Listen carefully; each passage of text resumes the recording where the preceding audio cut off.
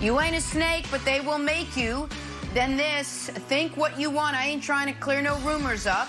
And then this in response to a question about his health. I was never healthy. I was just trying to help my team get a win and heal up during the bye. Had a setback, was so close, and I take my health seriously. Now I'm a bad guy, LOL. All right, there's a lot to unpack here. Brandon, I'll start with you. Is Michael Thomas an issue for the New Orleans Saints? He can be.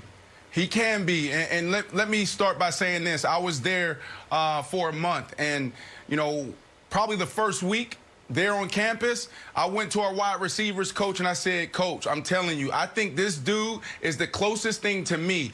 When I played in New York, OBJ was close, but he was a little different. Like, OBJ was like superstar. And when I talked to our receiver coach in New Orleans, and what I was referring to was the intensity. You heard Coach Mangini yesterday talk about Jerry Rice, what made him great. Every single day, this was the standard. The bar was set up here. If you didn't come with it, the quarterback, coach, defensive back, everybody in the building is going to feel it. And that was Mike Thomas. He was locked in soon as he walked in the building, and I absolutely loved it. But week 3, week 4, I realized, like, man, this dude, he lives at that line. So I'm not surprised by this. I was a guy in my first 4 years of my career, I didn't live on the line. I crossed the line. So I would be good one day, and then when we got into these moments in practice, I didn't know how to communicate. I didn't have the skills. So I would immediately go to the other side, and guys like, man, this is Jekyll and Mr. Hyde or whatever the thing is. So that's how guys looked at me. Mike Thomas, he straddles that fence. And I think this could be a turning point for him. And he has to embrace this. Because you got to think about this. For the past 4 years, we haven't heard any stories. Everything's been great. Everything's great about Mike T. He's not that prima donna. But the reality is that intensity can sometimes push people away. Well, it could be a distraction. It could be detrimental to your team. So for me, seeing this, I love Mike Thomas, his tenacity, but you got to learn how to have that switch. And, guys, I'm sorry to take it too far, but it took me 4 years to realize that. And in 2011, I was on the campus of McLean Hospital for 3 months. I was in an outpatient program where I was diagnosed with borderline personality disorder. I was in dialectical behavior therapy, mentalization therapy, self-assessment, cognitive behavior therapy to learn the skills and tools to be able to cope and manage stress or emotions. And guys in the NFL and NBA, when there's pressure on you every single day, you have to learn how to turn that switch on and off, because at the end of the day, it's about relationships. You can't rock the boat. And for Mike T, this could be a turning point for him, Nick. So, all right, so there's a lot to unpack there. I thought about, because I knew your story before I knew you, it is well documented, and it's one of the greatest success stories in the last 20 years in sports, because with respect, and I know you won't take this the wrong way, not just your career, your life could have gone one way. Yeah. And you got what you needed to make sure it went the other way. And I actually thought about it when we were talking about the racial justice protests, and you put on your Instagram video when you were racially profiled trying to get into your house and they called the cops on you. And I was watching it, I'm like, your ability to stay calm, and your ability, even in that moment, like, you apologize for raising your voice. And I'm thinking, I'm like, man, I wonder what a decade ago, Brandon Marshall, how he would have dealt with this as opposed to right now. And I say that to say this.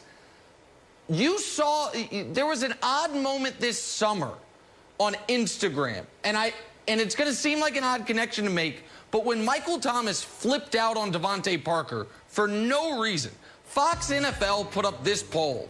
What's tougher, making a catch while guarded by Stephon Gilmore or breaking up a pass while guarding Michael Thomas?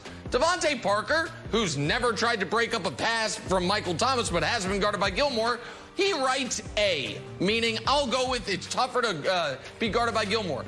And Michael Thomas goes to the IG comments, we don't have to read them all, where he's like, essentially, this is why you're whack. This is why your career's been a failure. Keep my name out your mouth. Just flipped out on him. And I saw that, I'm like, man, this dude is high-strung all the time. Yeah. Like, the old Cat Williams line, like, you're going to be banging at breakfast? Like, you're going to be eating your cereal being hard? Like, chill out. Like, take a deep breath. And so I do wonder, Brandon, if someone like you, who plays the same position, played with him briefly, and went through some real struggles, I think different than what he's going through, could correct explain totally to him, different. hey man, no matter how talented you are, this can go sideways in a hurry, no matter how great you are as a player.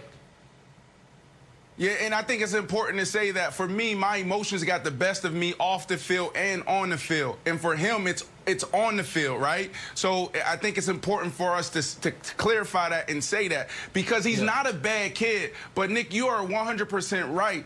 He is revved up all the time. Greatness is on his mind all the time. And it takes me back to 2011 when I first got to the Miami Dolphins.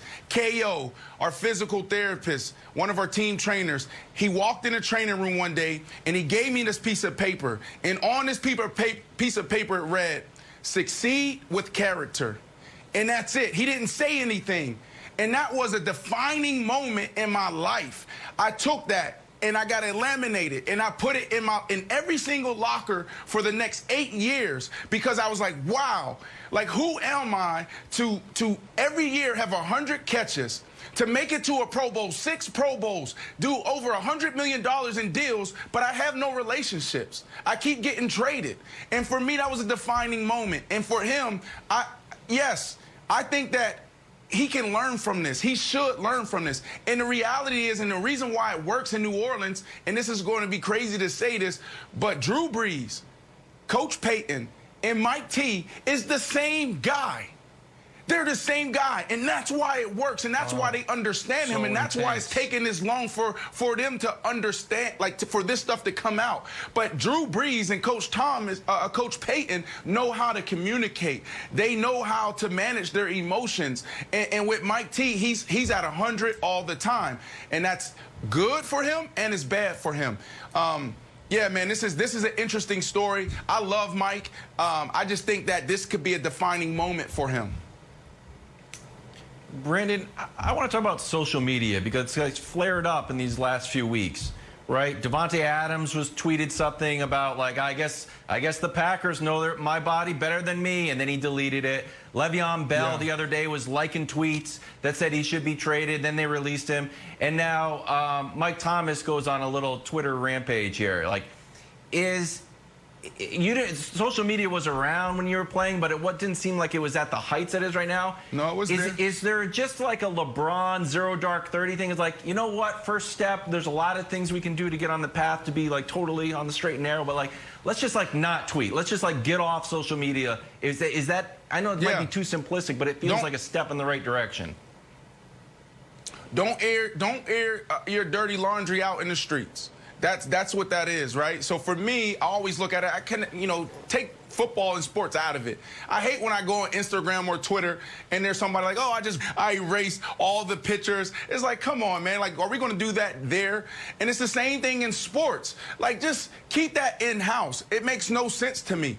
That's not what it's for. So I was always a guy. To me, I just looked at my teammates like this. Bosses don't move like that. We don't air our dirty laundry out like that. Like, you know what I mean? Like, you do that in the locker room. You come to me, man, and let's have those conversations. I just think it's a mistake, because now if you're going to tweet it and then delete it, then why you tweet it? Like, tweet it and leave it out there. Be a man. Don't go ahead. But y'all for are today's getting me generation, fired up. for a lot of these guys, I know Jenna. we see that. It's their way of expressing themselves, and they don't have any other outlet. But you're absolutely right. Saints are on a bye this week, so they'll have a chance for Michael Thomas to rest up. Thanks for watching. Subscribe here to get the latest from the show. Also, be sure to check out more of the best clips from First Things First, or go watch a few segments from our other shows on FS1.